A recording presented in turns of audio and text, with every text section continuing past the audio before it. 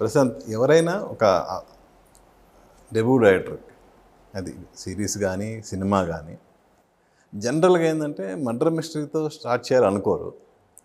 ఒక ప్లజెంట్గా ఒక love story,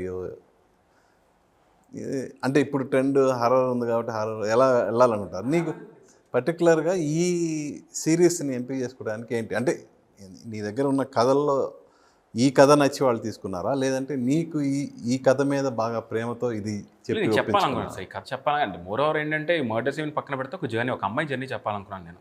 okay, ఖచ్చితంగా చెప్పాలి. అది కూడా ఒక బ్యాక్ డ్రాప్ 98లో ఒక రేపల్లె గ్రామం శ్రీకాకుళం దగ్గర ఒక పోలీస్ కానిస్టేబుల్ ఒక అమ్మాయి జాయిన్ అయితే ఎలా ఉంటుంది ఏంటి అనేది మొదటి నుంచి చెప్పాలనుకున్నాను. అనుకోనే అవకాశం దొరికింది. ఆ ప్రొడ్యూసర్ సాయిబాబు గారు ఆపర్చునిటీ దొరికింది, ఆయన కలవడం. ఆయన కూడా ఇమీడియట్గా రెస్పాండ్ అయ్యాడు, చాలా బాగుంది ప్రశాంత్ అంటే అక్కడి నుంచి ప్లాట్ఫామ్ రావడం. సో అది ఇంటెన్షనల్గా నాకు నచ్చి నేను చెప్పాలి ఈ కథ. ఎందుకంటే ఇది మీరు ఇంతవరకే మీకు కనిపిస్తుంది, కానీ వన్స్ మీరు చూడడం స్టార్ట్ చేసిన తర్వాత చాలా లేయర్స్ ఉంటాయి అందులో. చూసినప్పుడు ఓకే ఇదా కథ, ఓకే ఇలా వెళ్తుందా అని చెప్పి. సో మీరంటే అందరూ కూడా హ్యాపీ ఫీల్ అయ్యాయి. ఇది అంటే పర్టికులర్గా 98 బ్యాక్ డ్రాప్ తీసుకోవడానికి ఏమన్నా రీజన్ ఉందా? అప్పుడు బాగుండేది సార్ ఊర్లో. నాకు గుర్తుండే టైంలో చాలా బాగుండేది. సెల్ ఫోన్లో పక్కన పెట్టేసి సాయంత్రం అయితే సరదా కూర్చొని అరుగు బయట మంచాలు వేసుకొని ఎదురింటి వాళ్ళు ఏం గోర్ చేశారు మీ ఇంట్లో ఏదో కొంచెం ఉంటే షేర్ చేసుకొని. సో ఇవన్నీ నెంబర్ ఆఫ్ థింగ్స్ నాకు అవన్నీ మైండ్లో ఉండిపోయాయి. అంటే ఏదైనా ఒకళ్ళు మాట్లాడుకుంటే ఒక జంక్షన్ దగ్గర టీ కొట్టు ఉంటే అక్కడ కూర్చొని పెద్దోళ్ళు చిన్నోళ్ళు తాతలు ఎవరైనా సరే మాట్లాడుకోవడం, ఇవన్నీ అప్పుడే నేను చూపించగలను. సో ఇప్పుడు ప్రజెంట్ సిచ్యువేషన్లో అయితే నేను చూపించడానికి ఏ ఊళ్ళో కూడా అలా లేదు సిచ్యువేషన్, చెప్పడం కూడా లేదు.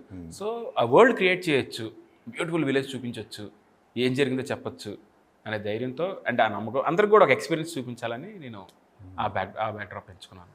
ఇంకోటి, ఏ డైరెక్టర్ అయినా తను ఫస్ట్ టైం తను చేస్తున్న సిరీస్ గురించి కానీ సినిమా గురించి కానీ కొంచెం గ్రాండ్గా నేను ఇది చేస్తున్నాను అని కొంచెం గర్వంగా చెప్పుకునేటట్టు అసలు ఎంట్రీ ఉండాలి. అవును సార్, అవును సార్.